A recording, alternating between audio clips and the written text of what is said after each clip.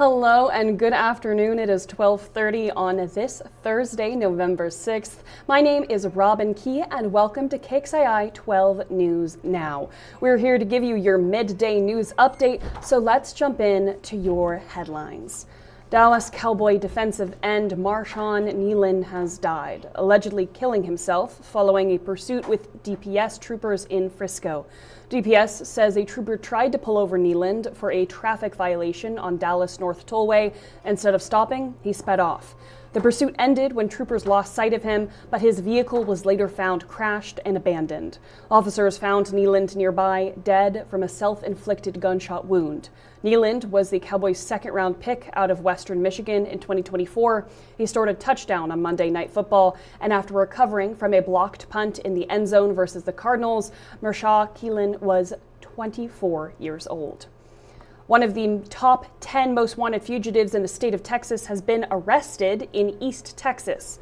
According to Jacksonville police, 64-year-old Bobby Mitchell Dennis has been wanted for allegedly shooting an officer and injuring a police dog earlier this week, with a $10,000 reward even being posted by the Texas Governor Greg Abbott for information on Dennis's whereabouts. He was found in a wooded area while law enforcement agencies executed a search warrant west of Jacksonville city limits. He has since been taken to the Cherokee County Jail and is facing felony charges of attempted capital murder, interference with police service animal, and 2 counts of obstruction or retaliation. Grayson County's proposed sales tax that was supposed to help fund fire and EMS services in unincorporated areas has failed. Voters turned it down by a wide margin. Now, county commissioners are revisiting their budgets to see how to provide this funding. And one of the services that's not required is fire and EMS. None of the commissioners' court wants to end that service, but we'll have to look at ways to make sure that it is funded. Judge Dawsey warns that if a solution is not found soon, property taxes may have to go up. Former State Superintendent Ryan Walters resigned more than a month ago, and now we are learning more about massive bonuses he paid to his staff during his tenure.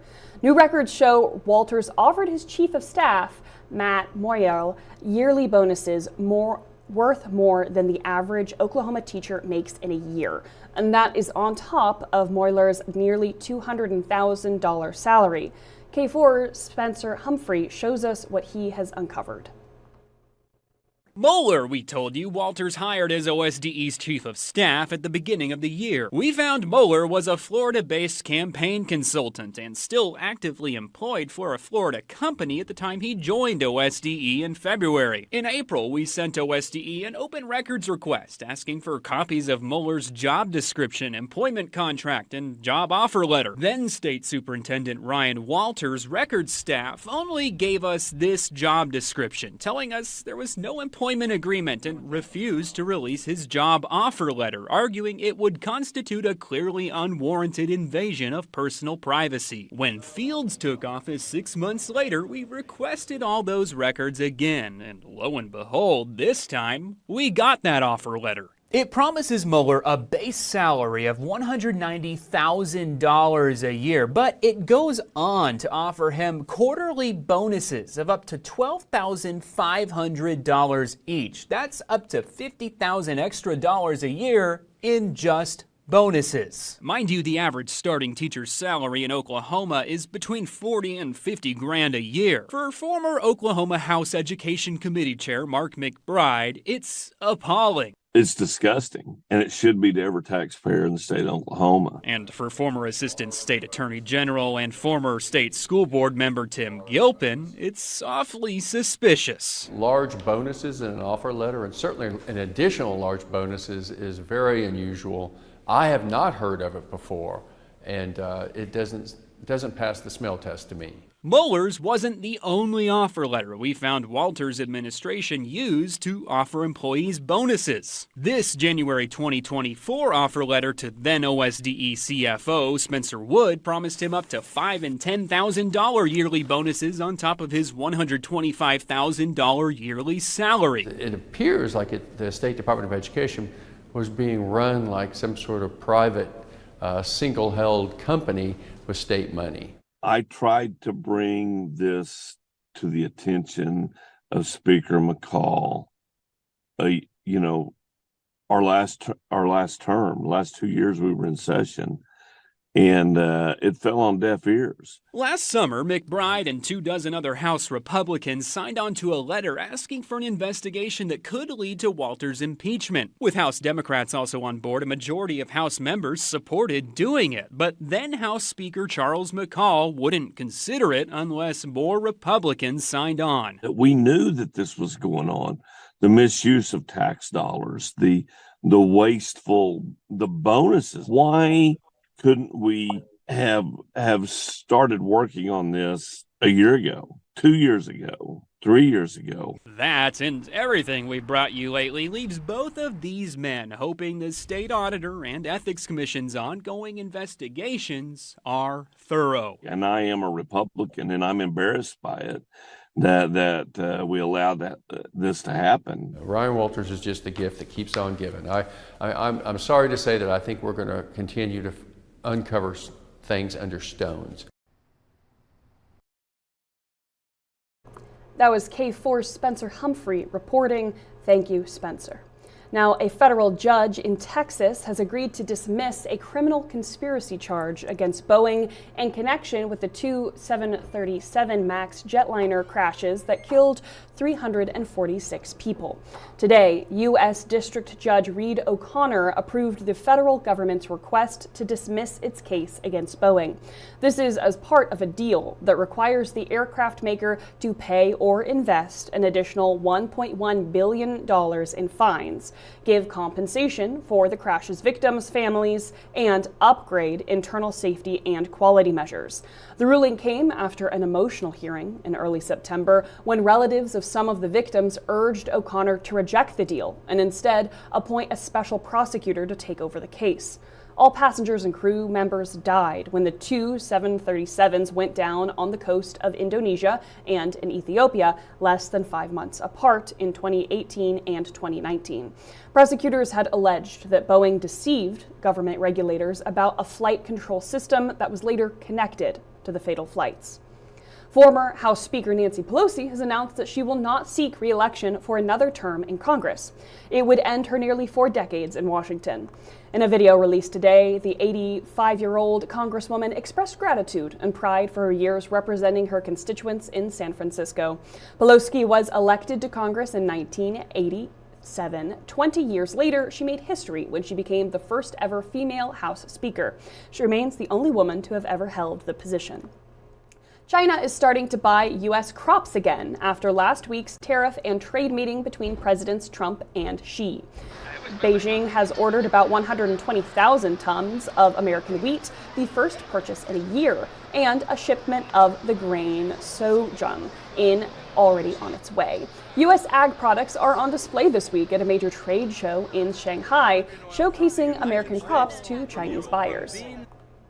I think from our U.S. soybean industry, we're very pleased. We expected that this was a short-term bump in the road, but now we're very happy to have the opportunity for our U.S. soy from our 500,000 soybean farmers to be coming back into China.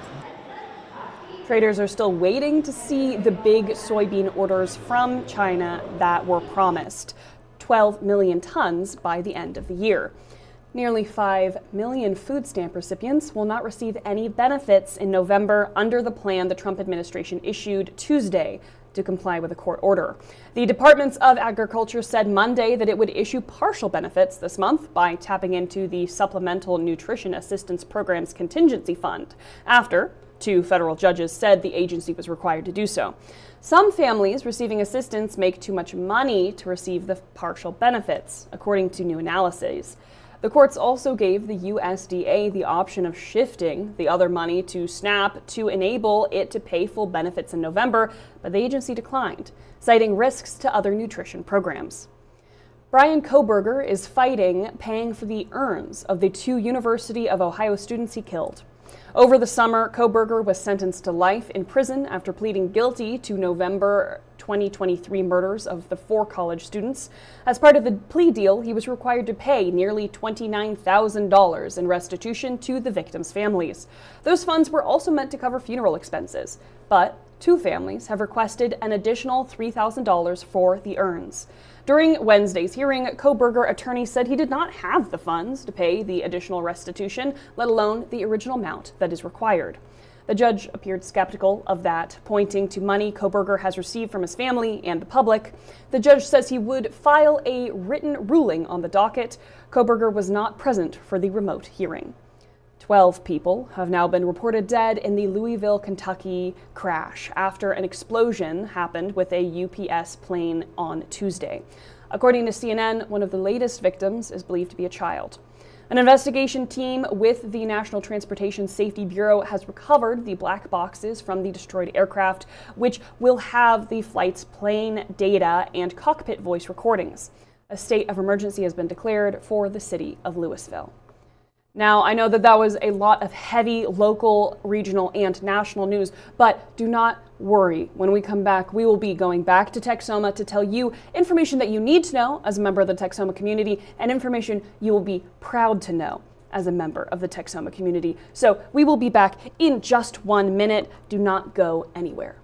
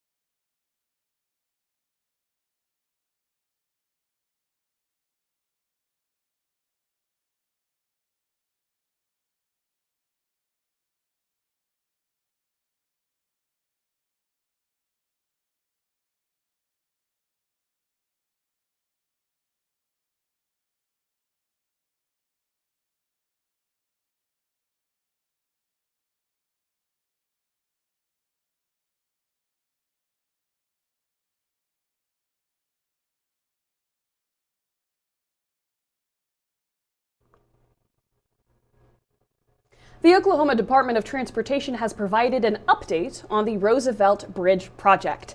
3 teams have been awarded $2 million each to work on the design and construction phases. The new bridge being built to the south of the current span over Lake Texoma will have wider lanes, improved lighting, and upgraded safety features. Construction is expected to start next summer. Businesses in Durant are offering free food to help families struggling during the government shutdown.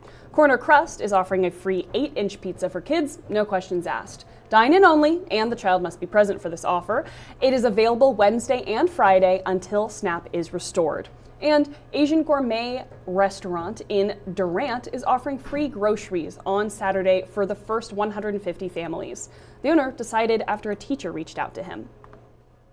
Just last week, one school teacher texted me. He said he has students. His mom is single, have 4 children. I think have 4 children. He said no food, nighttime, 5:30. Text me.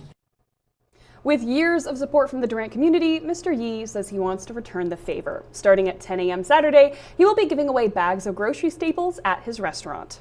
The city of Ardmore has approved a land donation. The land on Veterans Boulevard will go to the Oklahoma Highway Patrol. It will be used as the headquarters of the local OHP troop.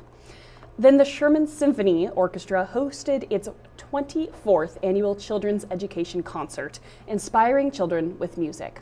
Over 3,000 students from 34 elementary schools will attend this year's concert. Children got to see how orchestras play, many songs they know and love. Some even got hands-on experience conducting the orchestra. Oh yeah, that was fun. It was fun being the conductor for once. I do think that being up there was probably one thing I'm always going to remember in my life because of how cool it was to be up there. The orchestra will perform later today for Sherman and Denison schools. The city of Paris is considering moving its iconic cowboy hat-wearing Eiffel Tower. Next week, the Lamar County Commissioners will consider a proposal that would relocate the tower from its current spot by the Love Civic Center to downtown Paris. MyParisTexas.com reports the proposal is being met with mixed reviews, but proponents say that the popular tourist attraction will drive traffic to small businesses and downtown restaurants. The plan will be presented to commissioners on Monday. Now, that's it for this KXII 12 News Now. Do not worry, we will be back again tomorrow, same time, 12:30, same place, our KXII live stream and YouTube Live. Don't want to wait for more Channel 12? I do not blame you. Head over to your TV and turn it on for the 4, 5, 6, and 10 on Channel 12. There is a lot more news in store for today, and we will not let you miss a beat.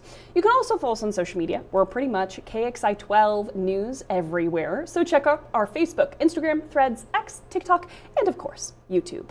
There you'll get constant updates, exclusive content, and all of our previous work. Did you want more details for any of our stories today? Well, head over to KXII.com for all of our reporters' information in one spot.